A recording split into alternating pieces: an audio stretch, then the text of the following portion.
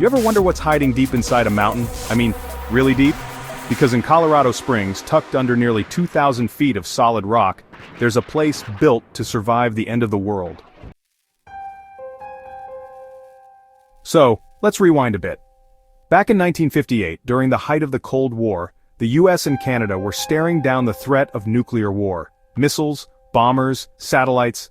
There was a real fear that something deadly could show up in the sky at any moment. Now here's where it gets wild. Instead of building a base above ground like a normal facility, they hollowed out a mountain, Cheyenne Mountain, right there in Colorado. They carved out a 5-acre fortress packed with steel buildings, all sitting on giant shock-absorbing springs, just in case a 30-megaton nuclear bomb ever hit nearby. And yeah, that's 30 megatons. That's not just boom, that's goodbye continent. This place had everything. Its own power plant, water supply, air filters that could handle chemical or biological attacks. It was like a doomsday bunker crossed with a sci-fi movie set. So what did Norad actually do? At first, its job was simple: watch the skies. If a Soviet bomber or missile was coming, Norad would see it, fast, and send a warning to launch a counterattack. But, over the years, some people started asking different kinds of questions like, what else are they watching? Because there are stories, unexplained radar blips, craft flying faster than anything we've got, objects making impossible turns then disappearing. Could Norad be tracking UFOs? Some former insiders say, yeah, absolutely. They claim Norad has a database of incidents the public has never seen, craft that don't behave like anything we understand.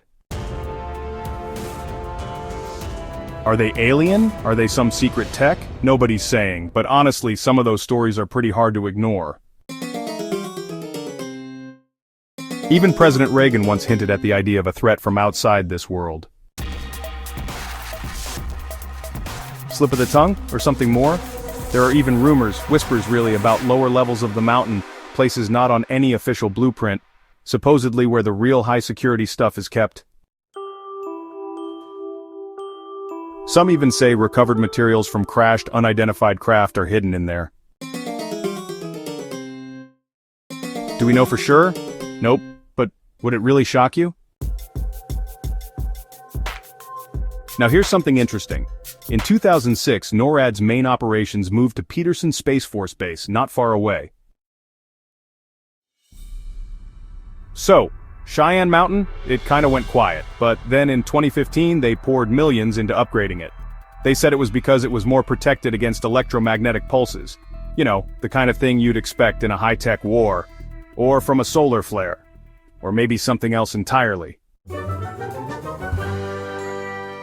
Why upgrade an old Cold War bunker unless you know you're going to need it? Oh, and get this, every year at Christmas, Norad does something a little quirky. They track Santa Claus. Kids all over the world follow along online. It's cute, but also kinda impressive, right? They're saying, yeah, we can track anything, even Santa.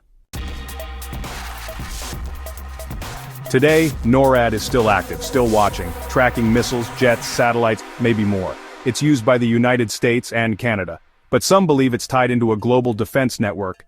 That, in the event of, well, something big. Norad is where the world's most powerful people would hide. There are, theories about underground tunnels, about backups for the United States government, about continuity of civilization. Could Norad be, you know, one piece of something much bigger? We don't know everything about Cheyenne Mountain, and maybe we're not supposed to, but one thing's for sure, Norad isn't just a Cold War relic, it's alive, it's listening, and whether it's missiles, or something not from this Earth, they'll be the first to know. And maybe the last to speak.